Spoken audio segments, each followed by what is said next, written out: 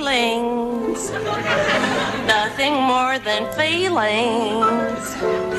At the age of 92, Carol Burnett, the woman who once made millions of families laugh until they cried, revealed a secret that had been kept for nearly half a century. Why did she refuse to rewatch an episode she filmed in 1977? An episode that brought the entire crew to tears, stunned audiences, and was hailed by critics as a masterpiece.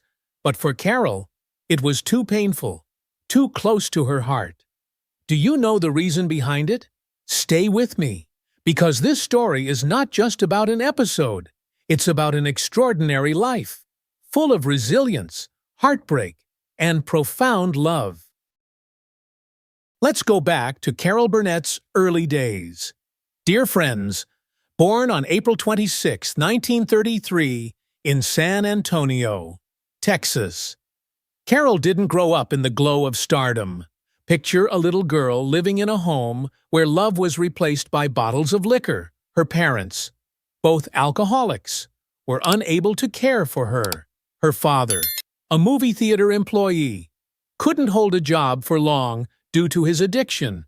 Her mother, also lost in the haze of alcohol, was emotionally absent, leaving Carol in a world of loneliness and instability. Both later passed away from alcohol-related illnesses when she was just a toddler.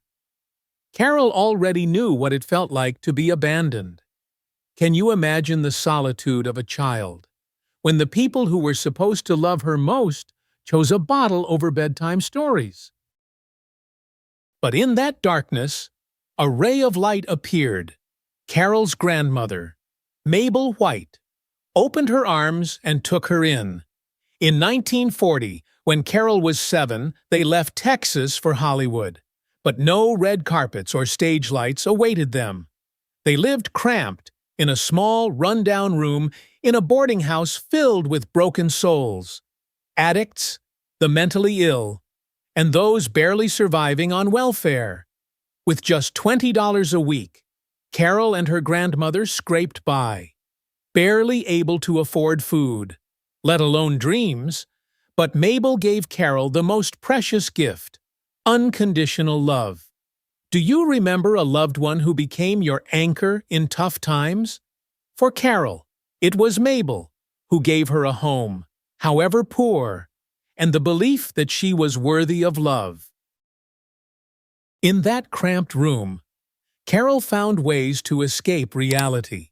She created an imaginary twin sister, Karen, a confident, beautiful girl who always wore a smile. At just 7 years old, Carol would run up the fire escape, change clothes, restyle her hair, and reappear as Karen, charming and cheerful. Then, minutes later, she'd return as Carol, the shy, impoverished girl. The miracle was that the adults in the boarding house, struggling with their own lives, believed Karen was real. Don't you see? Even as a child, Carol had an extraordinary gift for acting. She didn't just create joy for herself, she brought a glimmer of light to those desperate souls. Today's audiences, when they think of Carol, often say her laughter was like medicine, helping them through dark childhoods, from dysfunctional families to deep emotional wounds. Every Saturday, Carol and her grandmother went to the movie theater. Tickets were just 25 cents for two, but that was over 10% of their weekly income. For a few brief hours, Carol forgot the peeling walls, the shouting, and the fear.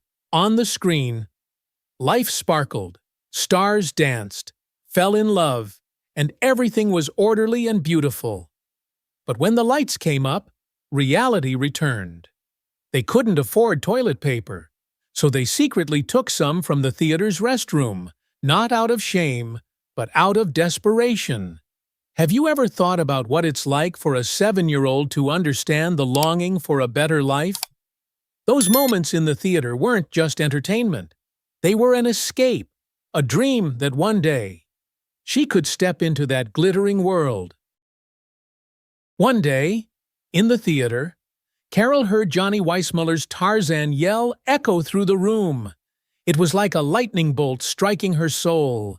Back home, she mimicked that yell, over and over, unaware that she was training her voice and breath. That yell, at first just a child's game, later became an iconic part of her performances, making audiences roar with laughter and applaud endlessly. Don't you see? Sometimes the smallest things, the moments that seem insignificant, lead us to great success. That Tarzan yell was the first step in Carol's journey from a poor little girl to the spotlight of the stage. As she grew older, Carol dreamed of becoming a journalist, partly because her mother had once aspired to be a writer but never succeeded. She set her sights on UCLA, but when the time came, she didn't have the $50 for tuition, about $600 today, for many. The dream might have ended there, but something miraculous happened. A stranger, whose identity Carol never learned, paid the fee. No conditions, no explanations, just a selfless act of kindness that changed her life. Do you believe in miracles like that? For Carol, it was the door to a new world, where she could dream big and pursue her passion. At UCLA, Carol planned to study journalism, but a theater class changed everything. In that room, she was no longer the poor, shy girl. She was funny, radiant, and alive. Her professors saw her talent. Her classmates did too. She switched majors, a bold but inspired decision.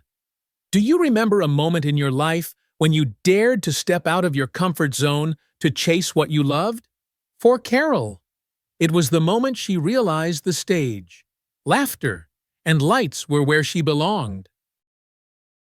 In her freshman year, she was honored as the most promising newcomer in UCLA's theater program. That title wasn't just an award. It was proof that she wasn't crazy for dreaming big. It gave her the courage to pursue theater, to stop apologizing for wanting more than just survival. In 1954, as a junior working as an usher for 65 cents an hour, Carol got another break. At a party in San Diego, a millionaire shipbuilder approached her. He wasn't part of showbiz, but he saw the fire in Carol. He gave her and her boyfriend, Don Saroyan, each $1,000 to go to New York and chase Broadway. He set 3 rules. Don't reveal his name. Use the money only to get to New York. And, if successful, help others as he had done. Do you think a stranger's kindness can change the world? Many fans today, hearing this story, express gratitude for that anonymous man, because he didn't just change Carol's life, he brought her laughter to millions. With $2,000, Carol and Don left UCLA and headed to New York in 1954. They stayed at the Algonquin Hotel for $9 a night, a lavish expense. The money ran out quickly. At one point, Carol sobbed on a call home, and her family begged her to return.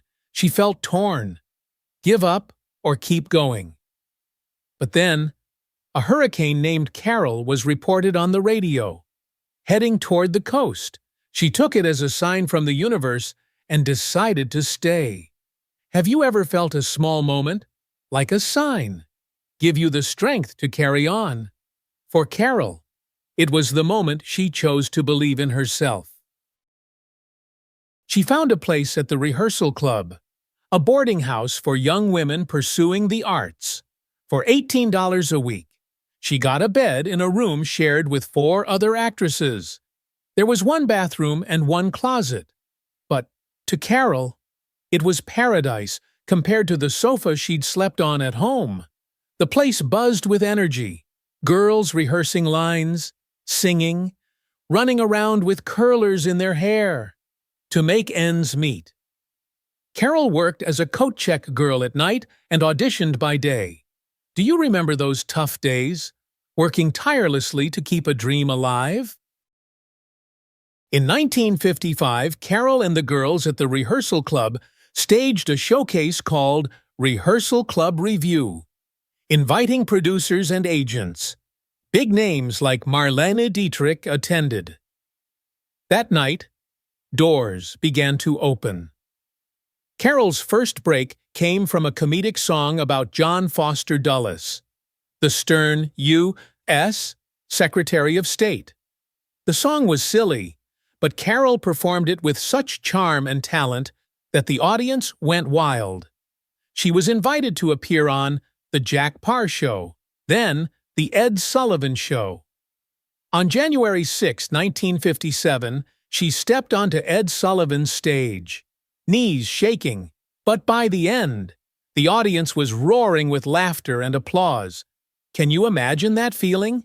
A young woman, once steeped in poverty, now standing in the spotlight, loved by a nation.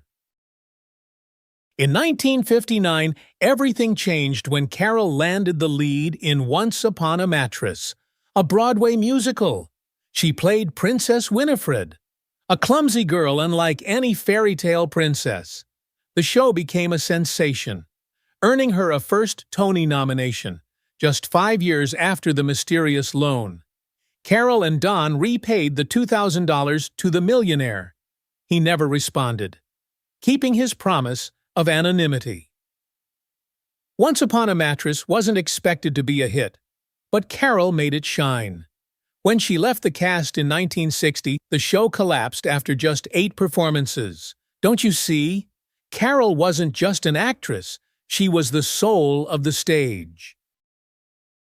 From 1959 to 1962, Carol became a star on The Garry Moore Show, winning her first Emmy in 1962. Her charwoman character became iconic, but more importantly, the show taught her how to connect directly with audiences, a skill that later defined The Carol Burnett Show. In 1962, another opportunity arose when she and Julie Andrews performed a special at Carnegie Hall. CBS initially refused, claiming Julie wasn't famous enough, but a random moment changed everything after a promotional event. Carol joked that maybe a truck driver would drive her home. Right then, a truck pulled up and offered her a ride. 2 CBS executives, Michael Dann and Oscar Katz, saw it as a sign, and the special was approved. Julie and Carol at Carnegie Hall won 3 major awards, including an Emmy, and became a milestone in her career. On September 11, 1967, The Carol Burnett Show premiered, changing television history forever. Over 11 seasons, from 1967 to 1978, it drew 30 million viewers weekly. It wasn't just entertainment, it was a cultural event, a place where families gathered. Time magazine listed it among the 100 greatest TV shows of all time. TV Guide ranked it 17th, and Variety ranked it 23rd. Do you remember those Saturday nights when the whole family sat in front of the TV, laughing hysterically with Carol? Many fans, now over 65, share that those moments, like watching the show at their grandmother's with root beer floats and popcorn, are their most cherished childhood memories. One fan recalled that Carol's show was a lifeline, helping them survive an abusive childhood, teaching them that laughter could conquer any heart. The Carol Burnett Show won 25 Emmy Awards, from writing and music to acting. Harvey Korman, Carol's co-star, won 4 Emmys in 1969, 1971, 1972, and 1974. Tim Conway also won 4, 3 for acting and 1 for writing. Even in its final season in 1978, the show swept multiple categories, including Outstanding Entertainment Program. Carol herself won 2 Golden Globes in 1977 and 1978, plus 3 People's Choice Awards from 1975 to 1978. But behind the glamour, it wasn't always laughter. In the 7th season, Harvey Korman nearly left the show. He grew irritable, even rude to guests like Tim Conway and Petula Clark. Carol, who usually let things slide, called Harvey's agent and fired him. But that weekend, Harvey apologized and begged for a second chance. Carol agreed, on one condition. Monday, I want to see you walking down the CBS hallway with a smile and a whistle. And sure enough, Harvey did, making Carol laugh. She even made a sign for his dressing room door, Mr. Happy. Harvey stayed until the 10th season. Don't you see? Even in tense moments, Carol always knew how to bring people together. Tim Conway, on the other hand, was a whirlwind of improvisation. His rule: never go all out in rehearsals. He saved his funniest moments for live tapings, catching the crew off guard. One of the most famous moments was in The Elephant Story, from the Family sketches. Tim told a long, bizarre tale about an elephant in a circus. Carol, Vicki Lawrence, and Dick Van Dyke tried to keep straight faces, but the story grew increasingly hilarious and absurd. Finally, Vicki Lawrence broke with a spontaneous line. "Are you sure that little elephant is done?" The studio erupted in laughter. Even Tim, a fan, once shared that moments like these, when the cast and audience laughed together, were the Carol Burnett Show special. But in 1977, another episode aired, one that didn't bring laughter but pain. It was part of the Family series, with Carol as Eunice Higgins, a woman weighed down by broken dreams and a dysfunctional family. The episode, titled Idy Gourmet, Eunice Higgins on the Gong Show, aired on February 12, 1977. In it, Eunice prepares to compete on The Gong Show, a talent show, hoping to become a star. She chooses Feelings, a popular 1974 song by Morris Albert, and writes a monologue to perform with it. Eunice prepares meticulously, but nothing goes smoothly. She argues with her husband, Ed, played by Harvey Korman, and her mother, Mama, played by Vicki Lawrence, about what to wear for the performance. She rehearses Feelings in front of them, full of passion, but Ed and Mama are unimpressed. They think her song and monologue lack appeal. Before taking the stage, Eunice gets a call from her family, warning that her song might not work, but she ignores them. With a heart full of hope, she steps onto the stage, singing with all her emotion. But the judges, including Alan Ludden, Betty White's husband, quickly bang her, ringing the bell to eliminate her from the competition. The camera slowly pulls back, capturing Eunice's tear-streaked face in silence. No background music, no laughter, just pure pain. The entire studio crew was in tears. TV viewers were stunned. Critics praised it as a masterpiece, a rare moment when comedy turned into profound tragedy. But at 92, Carol revealed she has never rewatched that episode. In a 2010 interview, she said, "It was too real. Eunice's pain was my pain." Do you understand why? Eunice wasn't just a character. She was a reflection of Carol, of dreams mocked, of a poor childhood, of times she longed for recognition but faced failure. A fan once shared that Eunice's silent tears were among the most heartbreaking moments they'd ever seen on TV, making them appreciate Carol's strength even more. That episode left a lasting mark.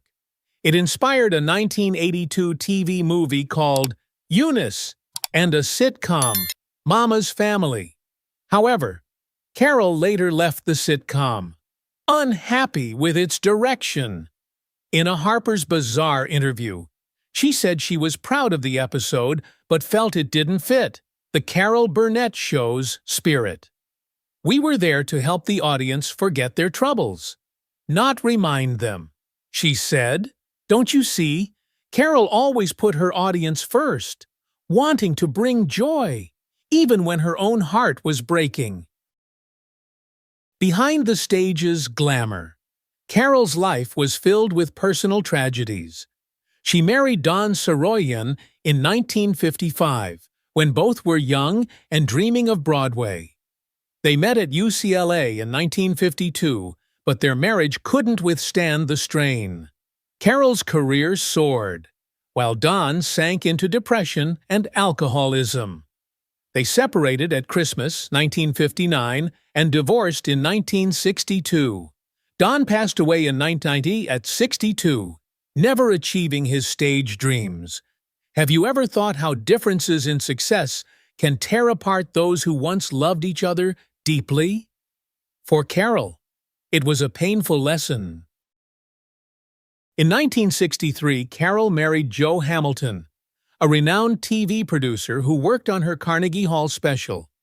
They had 3 daughters, Carrie, Jody, and Erin, and suffered a miscarriage in 1965. Joe brought 8 children from a previous marriage, creating a blended family of 11 kids.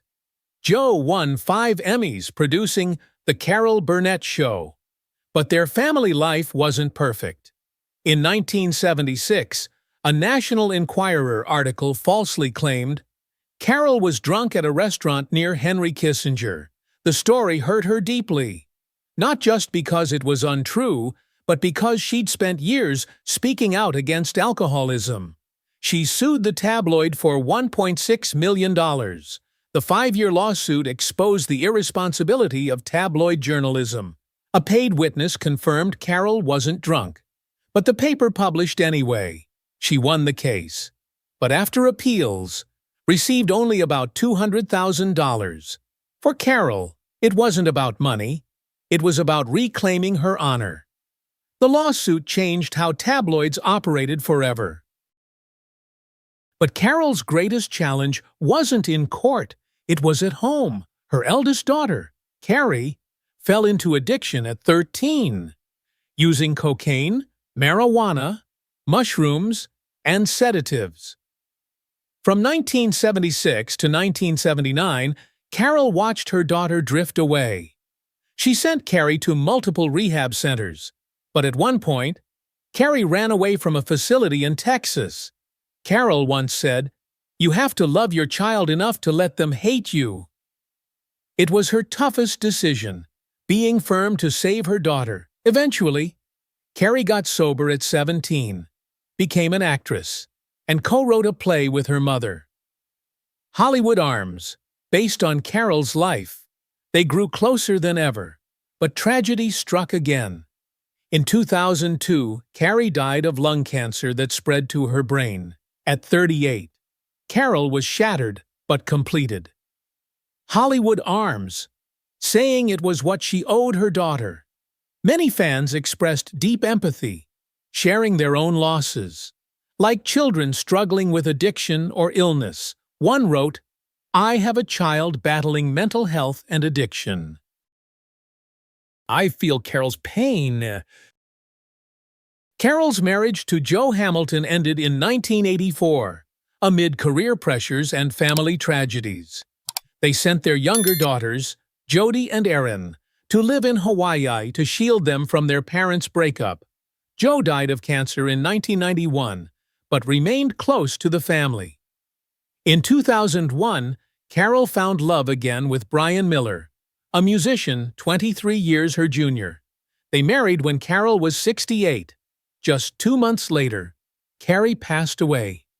Brian became her rock, helping her through the greatest pain of her life. When her youngest daughter, Erin, fell into addiction, Carol and Brian stepped up again. Erin, after 19 years battling addiction, couldn't care for her son. Dylan, in 2020, after Erin sent suicidal texts and was placed under psychiatric hold, Carol and Brian sought custody of Dylan. The court granted them temporary guardianship, and they vowed to protect him. Don't you see? Even in her 80s, Carol never stopped fighting for her family. At 92, Carol continues to shine. In 2022, she appeared in Better Call Saul as Marion, a sharp-witted elderly woman who uncovers the truth about Saul Goodman. In the episode Waterworks, she sits quietly in her kitchen, searching on Ask Jeeves, and with a simple line, "I trusted you," sends Saul into a panic. Her pressing the emergency alert button to turn him in is one of the series' most dramatic moments. Co-creator Vince Gilligan called her a national treasure, and fans agreed. Many older fans, who followed her from The Carol Burnett Show, expressed pride seeing her still razor-sharp near 90. In 2024, Carol played Norma Delacorte in Palm Royale on Apple TV+, a wealthy Palm Beach woman waking from a coma. At 91, she improvised dialogue, mimicking someone regaining speech. The role earned an Emmy nomination, making her the oldest actress ever nominated. The show, starring Kristen Wiig, Ricky Martin, and Laura Dern, earned 11 nominations, but Carol stood out. She's left her mark in other roles too. In the 90s, she guest starred on Mad About You, winning an Emmy in 1997. Her subtle, hilarious Teresa proved she was more than a comedian. She was a true actress. She won 2 American Comedy Awards for the role. In the 2000s, she voiced characters in animated films like Horton Hears a Who in 2008, alongside Jim Carrey and Steve Carell, and The Trumpet of the Swan in 2001 with Reese Witherspoon.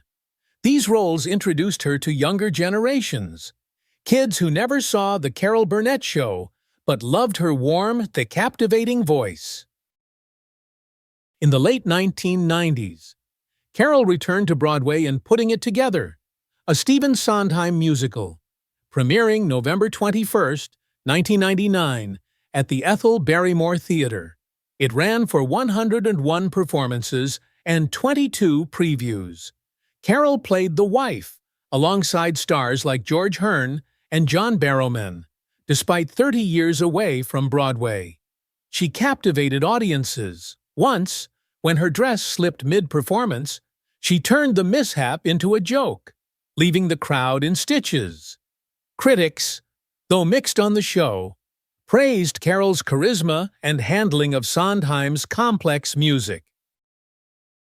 Dear friends, Carol Burnett is more than a comedian. She's an icon of resilience, compassion, and love. At 92, she still inspires through the story of that 1977 episode, a moment that revealed her true heart. As many fans have shared, she didn't just bring laughter, she helped them through dark days, from abusive childhoods to personal losses. One fan wrote, "Carol is a gift of grace, pulling us out of darkness with laughter." Another recalled Saturday nights at their grandmother's, watching the show with popcorn, creating unforgettable memories.